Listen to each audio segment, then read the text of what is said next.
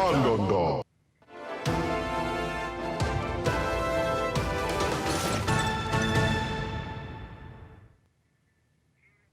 পাঁচটা সমষ্টিত অনুষ্ঠিত হবলগীয়া উপনিৰ্বাচনৰ বাবে বিৰোধী কংগ্ৰেছে প্ৰাৰ্থীৰ তালিকা সাজু কৰি তুলিছে। মাজুলীত অনুষ্ঠিত হবলগীয়া উপনিৰ্বাচনৰ আসনখন অসম জাতীয় পৰিষদলৈ আগবঢ়াই 30 অক্টোবৰত অনুষ্ঠিত হবলগীয়া এই 5 সমষ্টিৰ উপনিৰ্বাচনৰ বাবে নিজে প্ৰাৰ্থিত্ব দিবলৈ আগবাঢ়িছে কংগ্ৰেছ। 30 অক্টোবৰত ৰাজ্যৰ 5 সমষ্টিৰ উপনিৰ্বাচন। উপনিৰ্বাচনক লৈ শাসকীয় মিত্ৰজোঁটে কঁকালত টঙালি বন্ধাৰ সমান্তৰালকৈ কঁকালত টঙালি বান্ধিছে বিৰোধী কংগ্ৰেছেও। অৱশ্যে বিৰোধী মহাজোঁট এইবাৰ একত্ৰিত নহয়। ইতিমধ্যে মহাজোঁটৰ পৰা AIUDFক আঁতৰাই পঠিয়াইছে কংগ্ৰেছে। AIUDFৰ সলনি লুৰিণজ্যোতি গগৈ অসম জাতীয় পৰিষদক লগত লৈছে কংগ্ৰেছে। মাজুলী সমষ্টিৰ উপনিৰ্বাচনৰ দিন নিৰ্বাচন আয়োগে ঘোষণা কৰা নাই যদিও মাজুলী সমষ্টিটো অসম জাতীয় পৰিষদক কংগ্ৰেছে এৰি দিয়াৰ সিদ্ধান্ত লৈছে। মাজুলী সমষ্টিটো অসম জাতীয় পৰিষদৰ প্ৰতি আমি আগবঢ়াইছোঁ আৰু ভৱানীপুৰটো আমি আমাৰ দলীয় প্ৰাৰ্থীৰ ক্ষেত্ৰত আমি এতিয়া কোনো সিদ্ধান্ত লোৱা নাই আৰু আমাৰ সভায়ো কৈছে যে সেই সমষ্টিটোৰ পৰা ৰাইজৰ দলে প্ৰতিদ্বন্দ্বিতা কৰিলে আমাৰ ৰাজ্যখনৰ সকলো মানুহে এইটো ভাল পাব। অখিল গগৈ ৰাজ্য দলৰ সৈতে কংগ্ৰেছে উপনিৰ্বাচনত বুজাবুজি লৈ আহিব বিচাৰিছে। কিন্তু ৰাজ্যৰ দলে থাউৰা অথবা মৰিয়নি সমষ্টি বিচৰাৰ সলনি কংগ্ৰেছে দিব বিচাৰিছে ভৱানীপুৰ সমষ্টিহে। ইয়াতেই লাগিছে আউল। তথাপিও অখিল গগৈ ৰাজ্যৰ দলে সঁহাৰি জনাব বুলি আশাবাদী প্ৰদেশ কংগ্ৰেছৰ সভাপতি ভূপেন বৰা। ইতিমধ্যে লুৰিণ গগৈ ডাঙৰীয়াই আমাৰ প্ৰস্তাৱৰ প্ৰতি সন্মতি জনাইছে। অখিল গগৈ ডাঙৰীয়ায়ো সন্মতি নজনাকৈ থকা নাই। তেখেতে এষাৰ ধুনীয়া কথা কৈছে যে মন মিলিছে। মনটো যেতিয়া মিলি যায় বাকী কথাবিলাক মিলিবৰ কাৰণে কিছু সময়ৰ প্ৰয়োজন। আমি আজিৰ দিনটো বাট চাম আৰু আজিৰ দিনটোৰ পাছত আমি পৰৱৰ্তী সিদ্ধান্ত আপোনালোকক জনাম। পিছে অখিল গগৈৰ চৰ্তমতে যদি কংগ্ৰেছে থাউৰা সমষ্টিটো ৰাইজৰ দলক এৰি দিয়ে তেতিয়া মৰিয়নি সমষ্টি কংগ্ৰেছৰ বাবে জিকাই আনিব ৰাইজৰ দলে। কংগ্ৰেছ আৰু ৰাইজৰ দল যদি আজি সঁচাকৈ বুজাবুজি হয় আৰু সেইটো বুজাবুজি কেৱল এটা সমষ্টিক লৈ হ'ব, থাউৰা সমষ্টিটো যদি তেওঁলোকে এৰি দিয়ে তেতিয়াহ'লে আমি অসমত 4খন আসন লাভ কৰিম।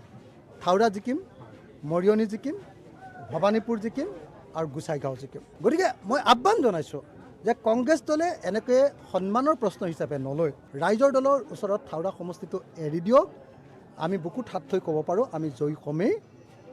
আৰু আমি এই কথাও প্ৰতিশ্ৰুতি দিছোঁ যে মৰিয়নিত তেওঁলোকক জিকাম, ভৱানীপুৰত তেওঁলোকক জিকাম আৰু গোসাইগাঁৱতো আমি সৰ্বশক্তিৰে তেওঁলোকৰ লগত থাকিম।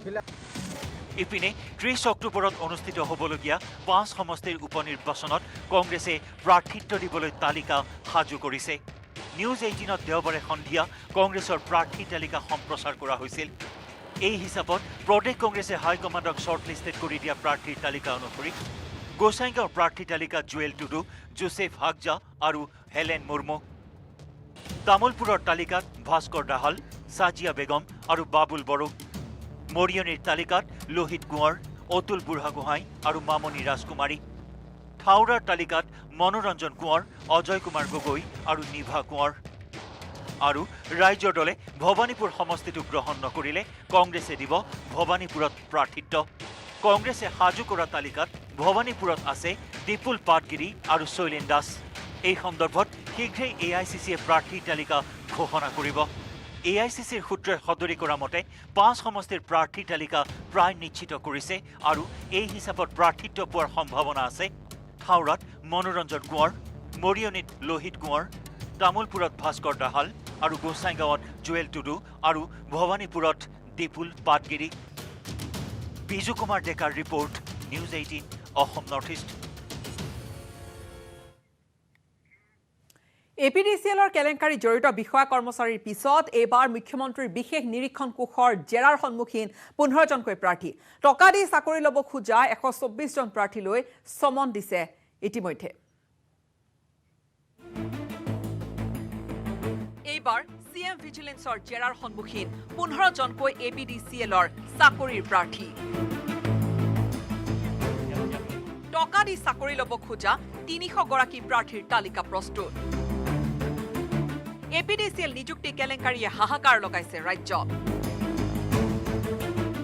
টকাৰ বিনিময়ত চাকৰিৰ বজাৰ খুলিবলৈ গৈ মুখ্যমন্ত্ৰীৰ বিশেষ নিৰীক্ষণ কোষৰ জালত পৰিছে এজনৰ পিছত আনজন বিষয়া কৰ্মচাৰী।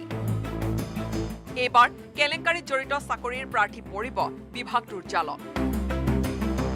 ইতিমধ্যে এক দীঘলীয়া তালিকা প্ৰস্তুত কৰি উলিয়াইছে CM ভিজিলেন্সে। সেই অনুসৰি শীঘ্ৰেই জেৰাৰ বাবে প্ৰথম অৱস্থাত 124 জন প্ৰাৰ্থীলৈ প্ৰেৰণ কৰিছে সমন।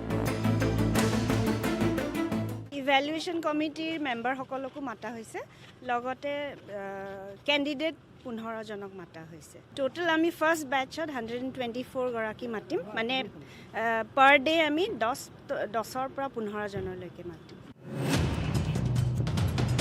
সেই তালিকাৰ ভিত্তিত সোমবাৰে পুৱাই CM ভিজিলেন্সৰ কাৰ্যালয়ত উপস্থিত হ'ল 15 জনকৈ প্ৰাৰ্থী।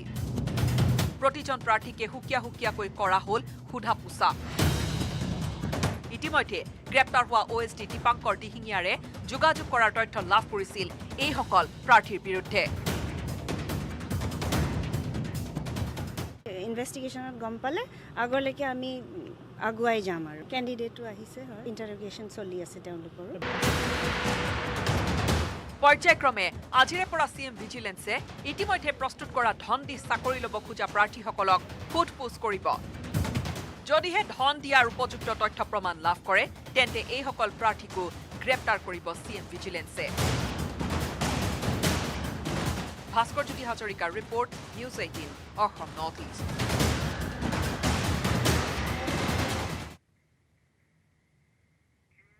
সময়খিনিতে আন এটা চমু বাণিজ্যিক বিৰতিৰ। আটাইতকৈ সবল আৰু সতেজ cement Surya cement. Surya cement, অটুট ঘৰ, অটুট অসম।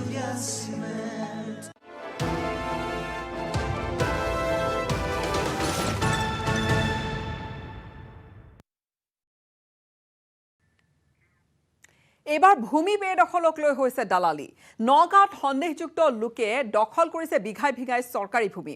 প্ৰতিটো পৰিয়ালৰ পৰা দালালে 50,000 টকাকৈ সংগ্ৰহ কৰাৰো উঠিছে গুৰুতৰ অভিযোগ, আৰু অভিযোগ আনিছে বেদখলকাৰীয়ে।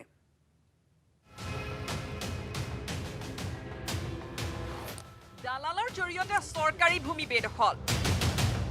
নগাঁৱত এমাহতে গঢ়ি উঠিল গাঁও। নগাঁও চহৰৰ সমীপৱৰ্তী শিয়ালমাৰী চৰকাৰী ভূমি বেদখল কৰি গাঁও পাতিছে সন্দেহযুক্ত লোকে। বেদখলৰ বিৰুদ্ধে চৰকাৰে কঠোৰ পদক্ষেপ লোৱাৰ পিছতো নগাঁৱত কিন্তু পুনৰ চলিছে বেদখল। নগাঁৱৰ শিয়ালমাৰীত এইবাৰ চৰকাৰী মাটি বিক্ৰী কৰিছে একাংশ দালালে, আৰু বিগত মাহটোত বহু লোকে চৰকাৰী মাটিত ঘৰ সাজি পুনৰ বেদখল কৰিছে। কলং নৈৰ চাপৰিত চৰকাৰী ভূমি বেদখল কৰি কেইবাটাও পৰিয়ালে সাজিছে তৰ্জা বেৰৰ ঘৰ। কেমেৰাৰ আগত বেদখলকাৰীৰ বিস্ফোৰক অভিযোগ। চৰকাৰী ভূমি বেদখলৰ বাবে চাইকুল আৰু হাছেম নামৰ দুটা মাটিৰ দালালক আদায় দিছিল 50,000 টকা। চাইকুলৰ পৰা আৰু হেৰিৰ পৰা হাছিমৰ পৰা ইয়াত 5 তাৰিখে 1 মাহ পূৰ হ'ব, মানে 1 লাখ টকা কথা আধা কথা লৈছো মই, 10 লোচা লৈছো। কাগজ পাত্ৰটো আমাৰ দাদাই জানিব আৰু হাছিমে জানিব, চাইফুলে জানিব। মই ইমানখিনি মকবুল হৈছে। টিঙৰ চাবৰাটো বনাই দিছো, তাতে বোলো বস্তুখিনি লৈ থাক, এতিয়া পিছত ঘৰ বনাম। মাটিটো লোৱা কিমান দিন হৈছে গম নাপাওঁ, কিন্তু আজি 1 মাহমানৰ আগতহে মোক কৈছে অলপ মাটি চাই আছো, মাটি এডোখৰ ইয়াত যে লৈছে এই 1 সপ্তাহ ধৰি মই জানো। এই দুষ্কাৰ্যত এজন লাটমণ্ডলেও সহায় কৰাৰ গুৰুতৰ অভিযোগ স্থানীয় লোকৰ। এইবিলাক মাটি মানে ধৰক কলঙৰ খোৱাই আনি বহাব মাটি, আগতে খালী আছিলে, চন আছিলে, এমাহ হৈছে এইবিলাক মাটি বিক্ৰী হৈছে। আমি প্ৰায় 40-50 বছৰ ধৰি আমাৰ দেউতাৰ যুগৰ পৰা এইটো খেতি আমি কৰি খাইছিলোঁ। তাৰপিছত মোৰ পৰা ইয়াৰ যোৱা বছৰৰ পৰা মোক খেদি মাৰপিট কৰি মোৰ পৰা লৈ গ'ল। নে এতিয়া বেছি আছে। এই চাইফুল আৰু হাছিম ইহঁত মানে বিৰাট বেয়া মানুহ, মানে ইহঁতে মানে কাকো মানে এইবিলাক শান্তি নিদিয়ে। য'তে মাটি পাইছে ততে মানে জোৰ জবস্তি লৈছে আৰু বেচিছে। এয়া 1 লাখ টকাকৈ মাটি বেচিছে, ক'ৰ মানুহ আনি বহাইছে এইবিলাক।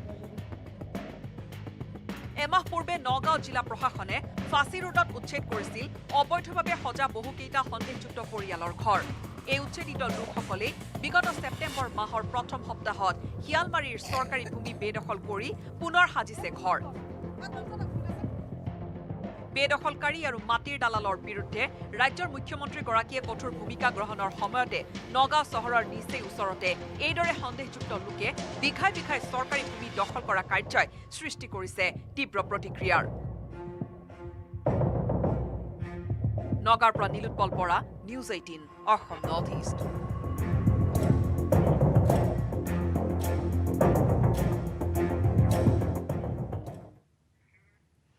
ধেমাজিৰ জীয়াঢল মুখত অঘটন। হঠাতে বাঢ়ি অহা জীয়াঢল নদীৰ বাঢ়নি পানীত উটি গ'ল 3জনকৈ মাছমৰীয়া।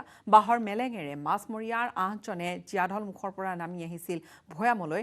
পানী হঠাতে বৃদ্ধি পোৱাত ইয়াৰে 3জনক উটুৱাই নিয়ে পানীৰ ঢলে।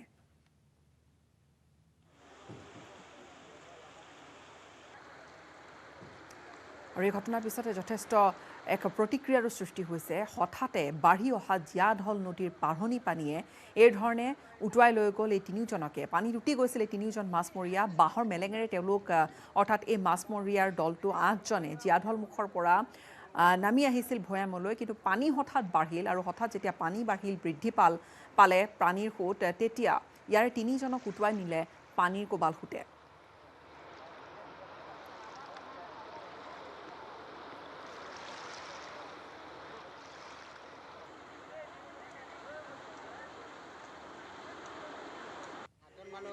পাহাৰ ভিতৰত সোমাইছিলে, তাত সোমাই মেলেং 3খন আছিলে, 3টা মেলেঙত 8জন মানুহ আহিছিল। 8জনত কটমটি বাইকত 5জনে প্ৰাণ ৰক্ষা কৰিলে, 3জনে এতিয়ালৈকে অনুসন্ধান কৰা নাই। তেওঁলোকে পাহাৰৰ পৰা খৰি আনিব গৈছিল নে কি আনিব গৈছিল? খাৰ আনিবলৈ গৈছিল। হয় নেকি? ঘটনাটো কেইটামান বজাত বুলি ক'লে? ঘটনাটো আজি প্ৰায় 9মান বজাত। ক'ৰ ক'ৰ আছিলে তেখেতলোক? আদিকুলীয়া মানুহ আছিল। নামকেইটা জানে নেকি? এজন আছিলে শৈলৰাম পায়েং আৰু নেক্সটজন আছিলে প্ৰদীপ মিলি, প্ৰদীপ নৰ, থাৰ্ডজন আছিলে জগু মিলি। 3জন মাছমৰীয়াৰ সন্ধানত অভিযান চলিছে আৰু আনহাতে যি 5জনকৈ লোক তাত আছিল, আমি কৈছোৱে যে 8জন লোক আছিল মুঠ, আৰু সেই 5জনৰ কথমপিহে প্ৰাণ ৰক্ষা পৰিছে। 3জনক বিচাৰি থকা গৈছে। হঠাতে বাঢ়ি আহিছিল জীয়াঢল নদীখনৰ পানী। হঠাৎ বাঢ়ি অহাৰ লগে লগে যি মেলেঙেৰে 8জন লোক আহি আছিল, তেওঁলোকৰ 3জন উটি গৈছিল আৰু এই বাঁহৰ মেলেঙেৰে তেওঁলোক আহি আছিল। মাছমৰীয়াৰ এই 8জনীয়া দলটো জীয়াঢল মুখৰ পৰা নামি আহিছিল ভৈয়ামলৈ, আৰু ঠিক তেনেতেই ঘটি গ'ল এই অঘটন।